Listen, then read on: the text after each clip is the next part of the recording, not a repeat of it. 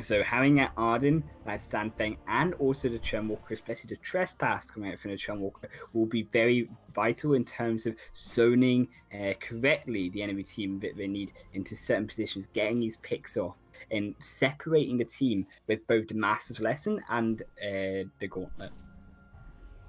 Just a lot of potential strats coming into this game. It's all going to be depending on how they deal in their early game phase and if they can actually pull it off later on. Mid lane matchup is going to be a Scurry and Nomad Vagabond on Scarf and Arden respectively versus a Celeste and a Finn. So really, if a Scurry plays it properly, he can just hit the Spitfire and Crocobulio, use his Fan Flame's basic attacks empowerment, just completely bully him out of that lane, which he's going to be doing right now. But nice core collapse, and Polite Company is going to actually pull him back a little bit further. And the Scurry, that's going to be a really, really early game flask going to be going out from him. And that's going to be Vainglory and Crocobulio winning that early game trade-off in the mid lane.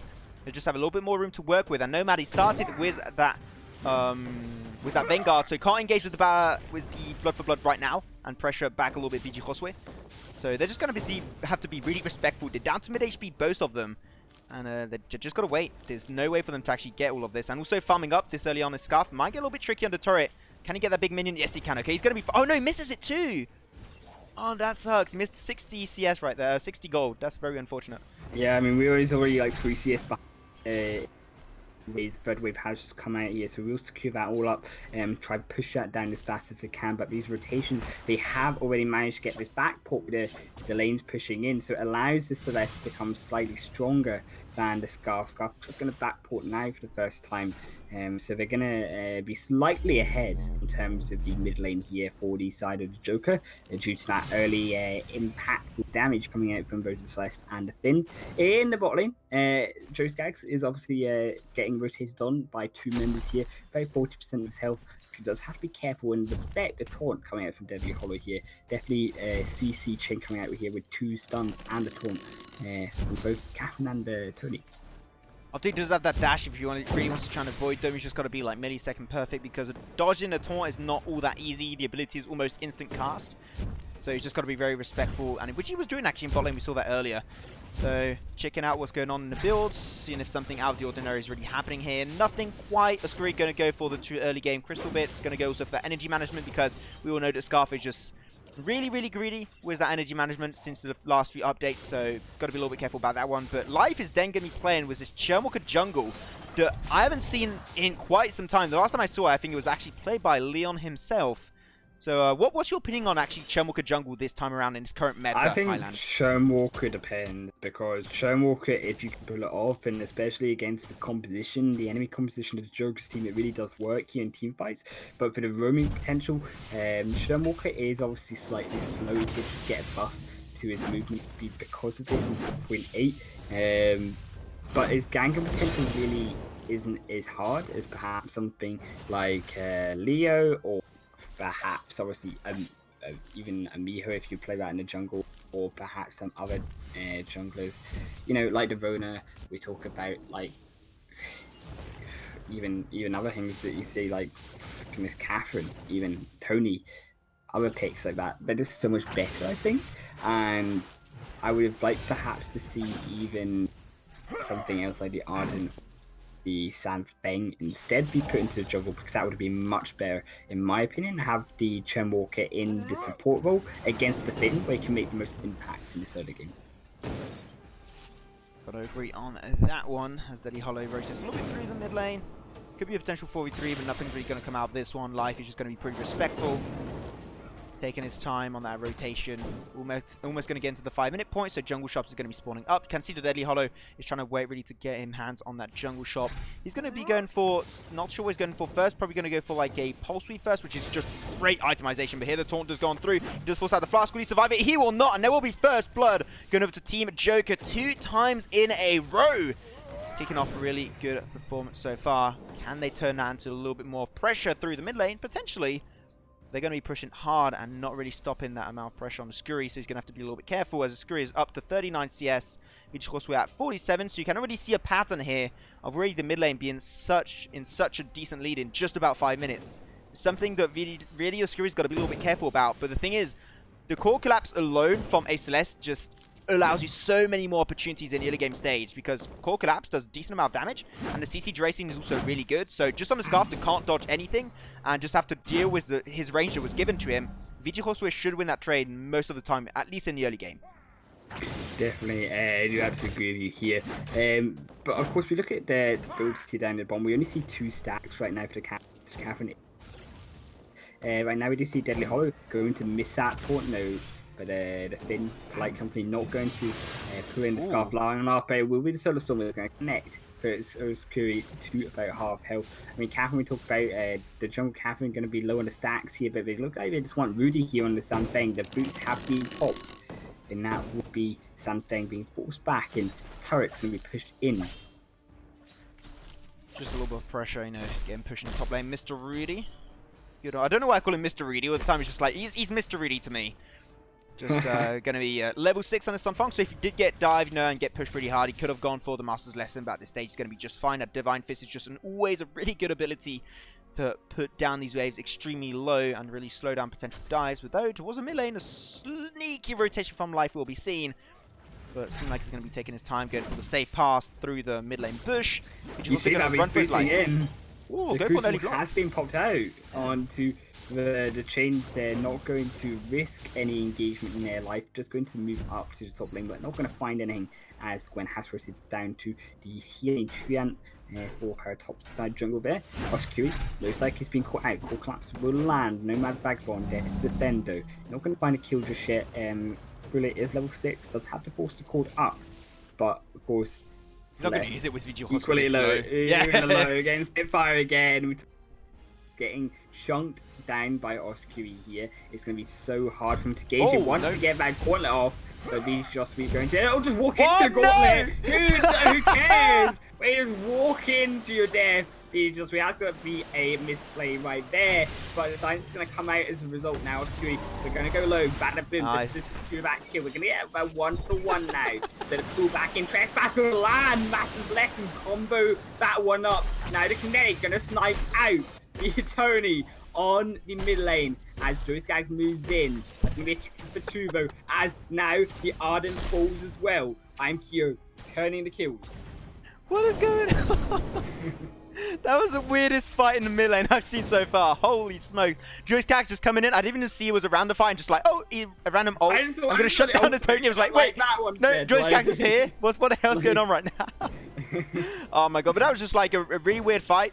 It didn't really go in favor of any team because it was still even over the board. Or Joeyscags almost able to secure that one away with his Plasma Driver, but unfortunately will be a little bit too slow to pull the trigger.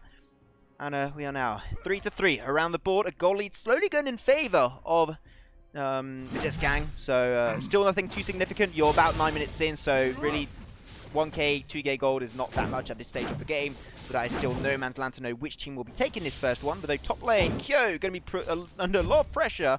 Rudy used his Master's Lesson earlier, so you can't really rely on that anymore. But if he takes one basic attack, this is a potential engage from Rudy. And he's still just going to try and get a little bit of damage down on that turret, but unfortunately can't really overstep it. But the fight in the mid lane will be happening again, as Life is going to go pretty aggressive. Does hit the hook and chain. Ooh, getting very close there. A little bit of stress coming out. The Crucible coming out just in time from Crocobile. Yeah, that's how landed the engage would have been out there. Nomad does not have the one up for 10 seconds, so can fully engage in that one. Scarf not full health. I would just have to respect the Core Collapse. The Quibble damage now coming out. I will stun up now the Crocobile. Once he hits level 8, that Quibble will stun up any enemy hit by it. With the overdrive ability, that certain thing will manage to land the Tiger's Bridge and do that insane damage to Kyo. Half his health drops with one Divine Fist. I mean, that damage. Thanks, man. I mean, when you're squishy like Kyo on a Gwen, like you don't want to take that damage for yourself. But though, be careful though. Am I going to be going a little bit too deep there? Take quite a heavy hit. Ace is high. Won't be actually able to do some work. Oh my god. Master's Lesson going to be able to pull back just a little bit. VG Hosway is going to be alone 1v3. Does hit the Core Collapse. It will be too far too late. And it will be Life securing himself a triple kill on this Jungle Churnwalker, which is not really what he's supposed to do. Supposed to give it over to a carry, but you know, it's completely fine. His kill's on your side. And they're going to be trying to push this mid lane turret. Can they find a turret, though? That's a big question. Not too sure, but though Joeyscags in the bot lane finds a turret, Deadly Hollow going to be very respectful on that one. Not really wanted to take the fight because you know that Joeyscags got that Serpent Mask power spike, and now he's potentially going to go for the breaking point. That seemed like a very obvious itemization. Knowing that you're dealing with just so many tanky heroes, it's just almost 100% sure that Joeyscags is going to go for the Serpent Mask breaking point. He's got the breaking point now, but also Bone Saw build. Going to go for Joker, going to be completely out of position and punished for his sins. And that's going to be the 7th kill on the board secured for Joeyscags. Yeah, we are 10.5, almost 11 minutes into the game now, and we see a difference in gold lead. It's actually about 3,000 gold in the lead for the side of Joeyscags. Joeyscags take their attention with the Catherine down to the Ghost Wing. Catherine, though, speaking of Catherine, only 11 stacks right now, so Catherine really struggling, only an average about 1 a minute. Really far behind, should have about double that amount, but with the Ghost Wing take objective there will be Kyo getting the top lane turret. First here going down for the bot lane of Joker's side there. Silence has come out, but we're looking for the engagement. All flash will land, Solar Storm going to land out as well, and now it's going to be surely just Joeyscags being erased from the rise. Some good old deletion of the bot laner right there from the side of Joker. But it will be Oscuri managing to escape that one. And now they're going to turn attention over to the Crisp Champ, but not if something can answer this. Gets a pretty decent amount of damage on top of Joker and Kyo with Divine Fist, but unfortunately he will be able to secure it. Life gets it for himself. He was not going to play this one. Just wanted a buff for himself, but though Nomad Vagabond applies a slow with the Vanguard, which also will be able to boot himself to safety to his mid lane turret. Though the turret might be in a little bit of trouble, as you know, you've got Obscuri on the Scarf, which is a really good seed in hero. Can they get it? That is a big question, but it seems like that will not be the case. So Quable shuts down the wave pretty easily, and then Vigilcoso is there to pick up the crisps. Off the wave, gonna get that gold for himself. He's up at now. Oh man, be careful though, the engage will be coming on through. Can't quite find the kill. Crucible gonna be forced out really early on. Deadly Hollow still has the Bada Boom. They're really close to turret. They can go for potential outplay, but his allies are just so low. He's not gonna take the risk.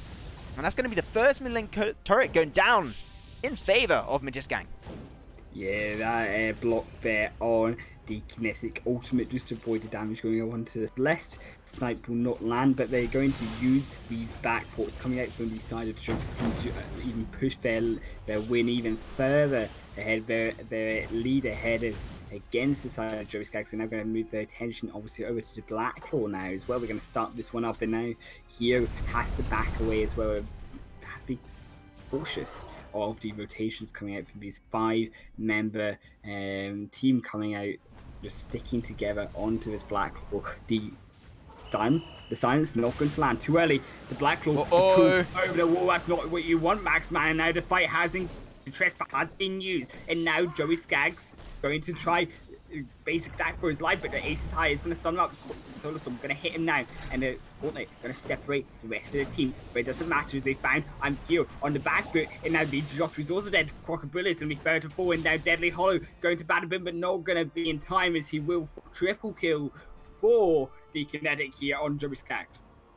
And that was full stacks on the breaking point. Joeyscags just completely popping off. I talked about in the jar phase, I talked about the fact that playing that into such a tanky composition is only good stuff from here on out.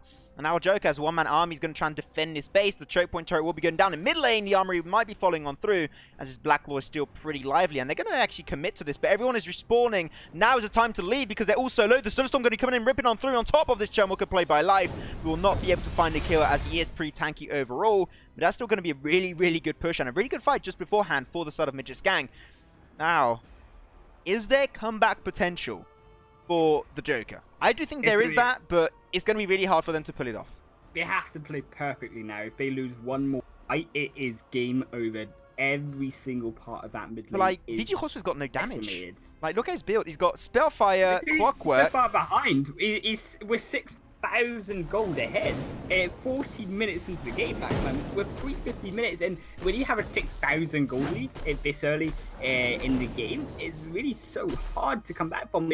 And that pool, especially from Nomad, from Crocodile, for the side of Joker's team, really didn't help them at all. They shouldn't have fought on that Blacklaw. It was too greedy to try go faster. We should have just defended that because they lost all their members, and they really extended that gold lead against them during that fight. I mean, they tried to defend it as much as possible. They unfortunately missed the gap where they could have actually stolen it. And then you had Krokuburia go for the forced accord and let his team to get on top of VG Hoswe. They shouldn't have gone for the forced accord because they only had 3 members. And they didn't block it because they didn't need to, right? So that was just a great play from Midget's gang. They're going to go for this Ghost Ring as they knew they're a little bit too split. They saw the Gwen in top lane. So the Storm, oh, that could have been almost just what you were looking for. Can't find the stun, unfortunately, for Joeyscags on that Plasma Driver. So that's going to be just fine. Gets himself the Barrier Treant. Heals back up just a little bit. Gets his energy back up also. Vichihoswe needs to get that Frostburn. They got really good dive potential here. He needs to get that Frostburn for himself. That's going to be huge for Vichihoswe when he gets it. Deadly Hollow going to go on the left side position. Can he go for a random taunt and Bada Boom combo engagement? That's what we are looking for. But he's going to be caught out of position. Goes for an Atlas. Does apply to almost the entire enemy team. Crucible going to be way too late for the side of the Joker. And Deadly Hollow going to be the first casualty normally here. But Bada Boom himself to safety. But I say that and he goes down instantly right after. Master Lessing are not going to be doing too much. But insane ultimate coming out for this Celeste. Vichihoswe absolutely popping off. But he's way too low right now. And look at these hook and change. Life doing some work in this bot lane skirmish. And now they pick the kills. They pick the turrets. What is going to be their focus next time? They're going to go for the bot lane choke point turret, which is going to give them a little bit more map pressure. They still can't quite finish the game. Yeah, you see, the longer these fights go on, Max Mandin more OP even Joeyscags gets. The breaking point stacking up, he gets ridiculous amount of damage as the fight goes on as well. Scarf, Oscury, that burst, straight out damage from the Spitfires and from the Dragon's Death, so impactful. And we really just can't find an avenue into this game because as soon as he steps too close, he gets changed, he gets pulled back, he gets trespassed. And it's so hard. We talk about with zoning from the Sam Thing and the Arden I talked about at the start of the game. It's so difficult for the side of Joker's team to get anywhere near the backline without getting hit by at least one of these CC abilities. Buff after buff is going to be secured. My throat is slowly leaving me. No, my voice is dying because I was just screaming, let's go G2, let's go G2, but in vain. So I'm losing my voice right now, it's fine. But they're going to be having Blacklaw back onto the rise. No team going to focus on this. With this time around, as no member from both sides is going to be split. I say that Sunfong and Gwen, they're going to be split away from their team, so they're going to be a little bit respectful, just giving a little bit more leash over to their positioning. Careful though. Oscury going to take quite a bit of a hit on top of this Finn. Taunt and also the Blast Tremor from Catherine going to be completely blocked out. Nice block also stops the trespass on Life, and that's going to be Dragon Breast doing an insane amount of work, and Kinetic picking up the first kill of the skirmish. They're going to change on 3. He's just stacking up. He's got 20 stacks on his breaking point, and he's going higher. That's going to be a double and potentially a triple and an ace. Easy fight in favor of Midget's gang as they march down victoriously through the mid lane. The Armory might respawn during their takedown on the Vein Crystal, but this is going to be GG. Well play in favor of Midget gang, making it a sweet 1-1 situation. We have a series on our hands, boys. This is 1-1 equal on the series. Midget's gang really looking dominant, really different game. 53k goals to 44 of that. Almost 10,000 goals by the end of the game. I mean, Joeyscags showing us why he's so good on Kinetic.